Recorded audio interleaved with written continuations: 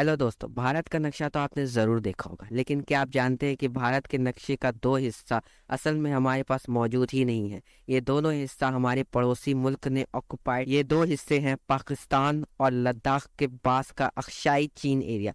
PoK Pakistan के पास हमारे जम्मू कश्मीर का पीओके मौजूद है, जबकि लद्दाख का अक्साई चीन हमारे पड़ोसी मुल्क चाइना के पास मौजूद है। अक्साई चीन चाइना के पास कैसे आया, इसके बारे में हम अगले वीडियो में बात करेंगे। लेकिन पहले इस वीडियो हम ये जानते हैं कि पीओके हमारे पड़ोसी मुल्क पाकिस्तान के पास कैसे आया। तो आइए जानते हैं इस वीडियो में कि आखिरकार पीओके हमारे पड़ोसी मुल्क पाकिस्तान के पास आया तो आया क्या। असल में जम्मू कश्मीर का लगभग 1/3 हिस्सा पाकिस्तान के कब्जे में, जिसे हम पीओके कहते हैं। इस हिस्से को पाकिस्तान की गवर्नमेंट 3 हिस्से में बांट रखा है। ये हिस्से हैं आज़ाद कश्मीर, बास्केट और स्वैत वाली के नाम से जाना जाता है, लेकिन ये हिस्से पाकिस्तान में ये नाम से जाने जाते हैं। हमारे भारत में इसे पीओके कहा जाता है, यानी कि पाकिस्तान ऑक्युपाइड कश्मीर। पीओके के पास ही दुनिया का हाईएस्ट पॉइंट बैटलफील्ड है, जिसे सियाचिन ग्लेशियर कहा जाता है। सियाचिन ग्लेशियर वही हिस्सा है जो कि चाइना, पाकिस्तान, इंडिया के बीच का सेंट्रल पॉइंट है।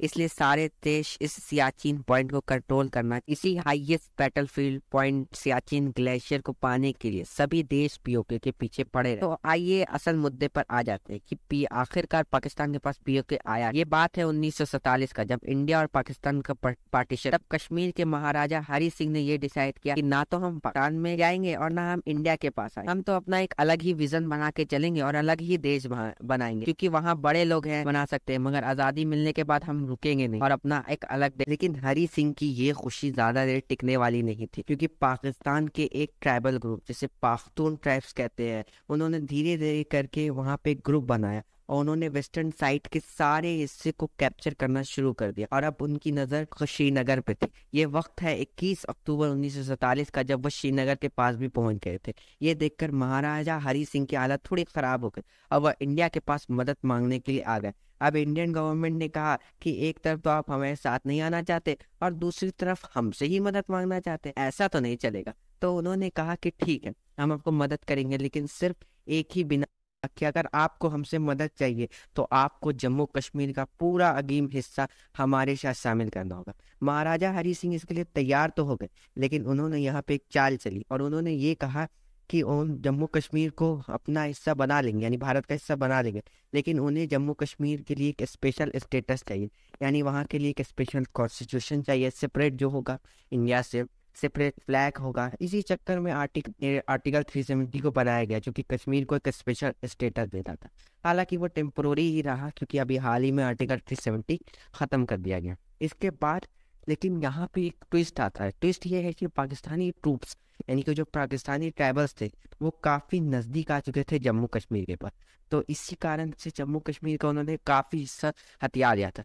इसे देखते हुए तत्कालीन प्रधानमंत्री जवाहरलाल नेहरू ने अपने इंडियन आर्मी को यह आदेश दिया कि वो तुरंत जम्मू कश्मीर में जाएंगे और पूरा का पूरा हिस्सा जो कि पाकिस्तान ने हथिया लिया है उसे उन्हें खदेड़ देंगे।